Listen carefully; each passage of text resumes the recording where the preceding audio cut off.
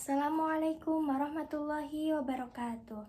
Hai, saya Zikriah Aulia Rohmah dengan NPM 231105040088.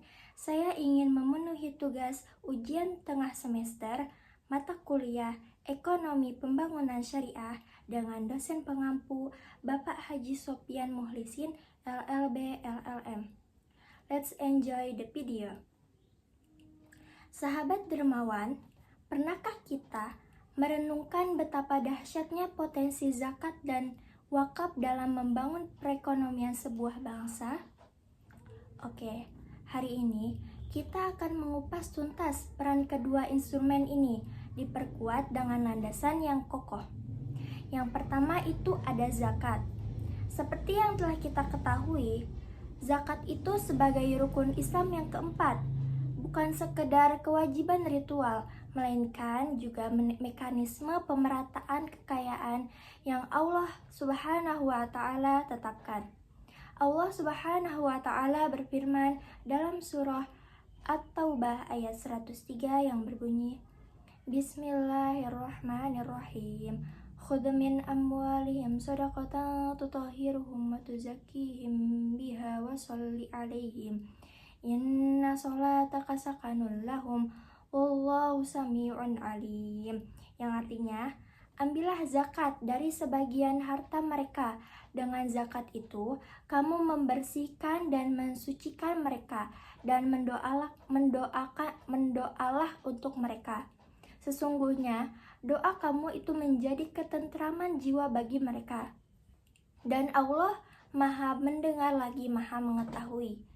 Ayat ini jelas memerintahkan pengambilan zakat dari harta orang-orang kaya untuk disalurkan kepada mereka yang berhak. Proses ini tidak hanya membersihkan harta muzaki dari hak orang lain, tetapi juga mensucikannya, membawa keberkahan bagi harta tersebut. Dan zakat memiliki peran strategis dalam pembangunan ekonomi melalui beberapa aspek. Yang pertama, pengentasan kemiskinan. Zakat secara langsung memberikan bantuan kepada fakir dan miskin, memenuhi kebutuhan pokok mereka, dan memberikan modal usaha kecil. Ini mengurangi angka kemiskinan dan kesenjangan ekonomi. Yang kedua, peningkatan konsumsi. Dana zakat yang disalurkan akan meningkatkan daya beli masyarakat duafa, yang pada gilirannya akan mendorong pertumbuhan sektor real dan produksi.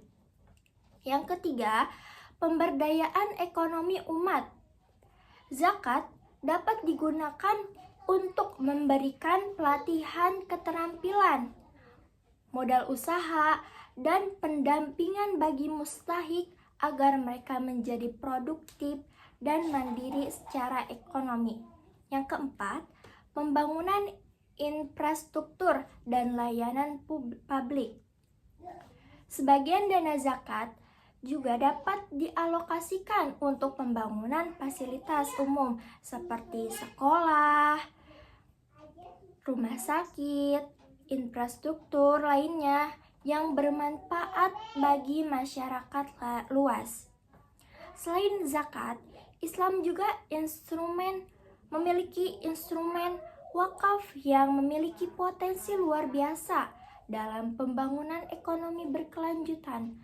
Wakaf adalah menahan harta dan mengambil manfaatnya untuk kepentingan umum.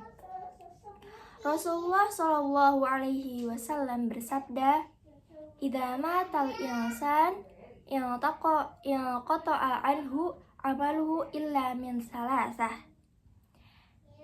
Illa min shadaqatin jariyatin aw ilmin yantafa'u bih aw waladin sholihin yad'u lahu."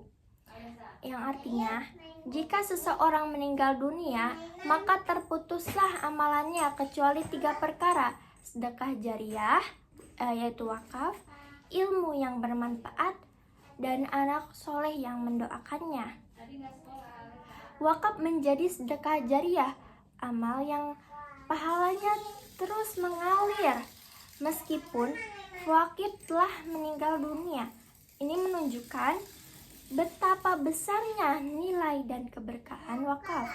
Contoh-contoh aset wakaf seperti tanah untuk masjid, sekolah, rumah sakit, perkebunan, bangunan komersial yang keuntungannya disalurkan untuk kegiatan sosial, dan peran wakaf dalam pembangunan ekonomi negara sangat signifikan.